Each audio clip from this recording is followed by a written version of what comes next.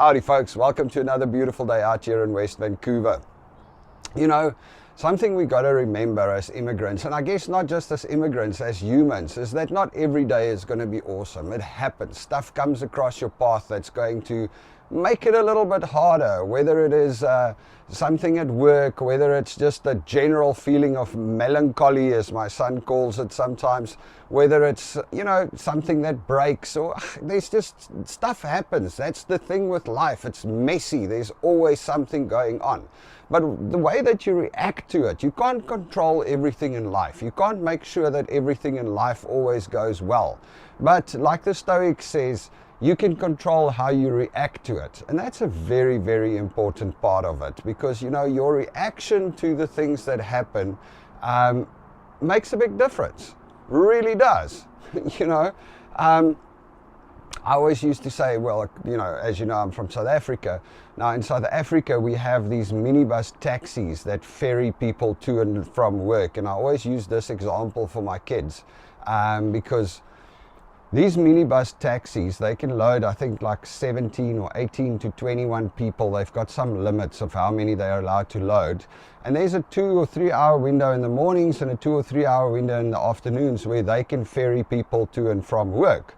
So the quicker they go and the faster they get to drop off the people and come back to pick up more, because these people pay per person, the more money they make. So their livelihood is dependent on getting to places fast. And that has unfortunately led to the situation where these taxis drive just any which way they want. I mean, those are the most dangerous death traps on the road.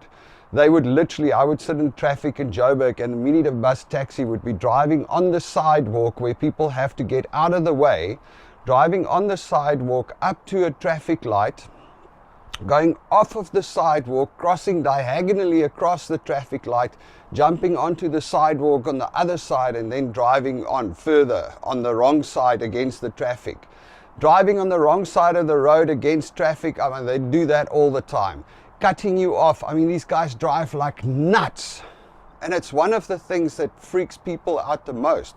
And I always used to say to my kids, you know, the problem with that minibus taxi is, and what a lot of people do is the minibus taxi would cut them off or make a dangerous maneuver in front of them, and they would lose their temper. They would freak out and they would be like, "Rah!" and they get mad.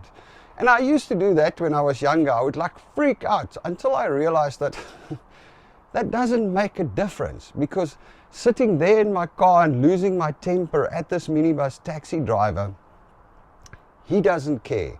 It rolls off of him like water off a duck's back. He doesn't even see the fact that I'm losing my temper. He's so focused on finding the next hole where he can push through to get to the other side. So he doesn't care.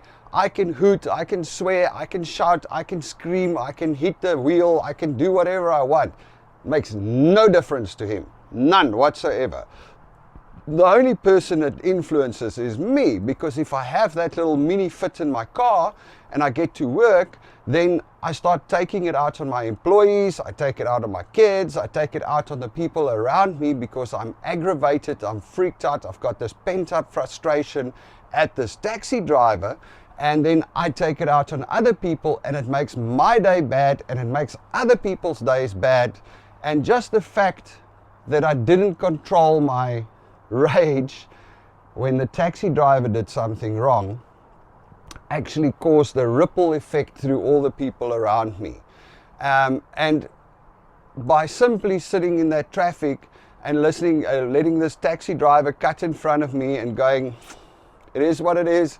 Next time I vote, I'm going to vote against it, or I'm going to write a letter to the mayor and I'm just going to forget about it, or write a letter to the cops. Not that it makes a difference. So in South Africa, there's not much that's going to make a difference to the taxi drivers. They are super strong and powerful, their unions and things. So, I mean, the cops kind of leave them alone. So there's not much you can do.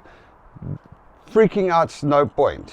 And I think that's the bottom line. That's a very good example of places where, you know, you must control how you react to it. So what I always used to do is, if the taxi driver does that, I would stop and I would give him a gap and let him go and be like, dude, go for it, be on your way.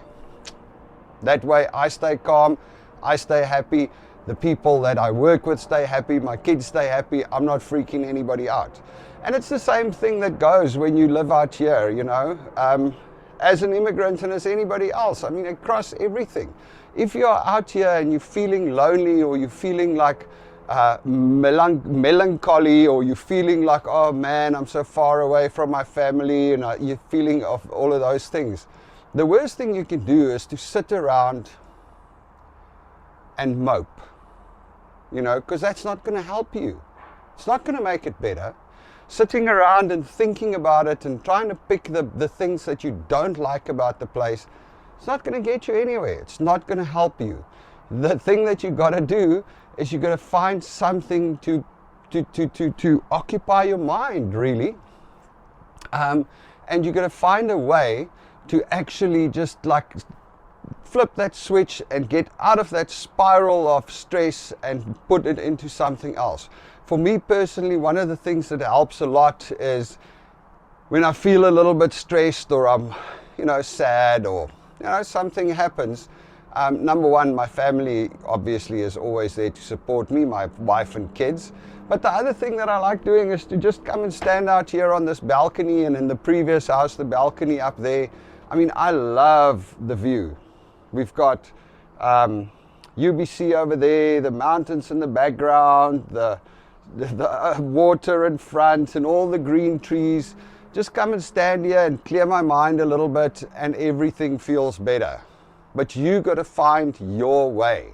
You got to find the way that works for you. Whether it is to go out and have a drink, whether it is to, well, whether it is to stand and watch it, whether it's to go out and go for a run, whether it is to join CrossFit, go for a walk, go do stuff, experience stuff. But the worst thing you can do is to sit and find the negative points, because if you go into that spiral, it's going to carry on, and it's just going to get worse, and you're not going to get out of it. So yeah, that's just a random piece of advice from me. That's something that works for me, and I think something that's very important. I've spoken to lots of immigrants. I meet lots of people that come here, and all of us are going to go through stages where we stress, and all of us are going to go through stages where we miss people back home, and all of us are going to go through stages where we wonder if it's the right move. I mean, it is what it is. It's life. If you stayed in Joburg, you would have had the same ups and downs. You would have wondered whether it's the right thing to have stayed. So, you know, at the end of the day, that is just life. And the most crucial thing is to understand how you deal with it. Like the Stoics said, you cannot control life. You cannot control the things that's going to happen to you. But you can control how you react to them. And if you react to them in the right way, it's going to make it better and easier. And if you react to them in the wrong way, it's going to make it harder and harder. All right, folks, you all must have a beautiful day. Cheers.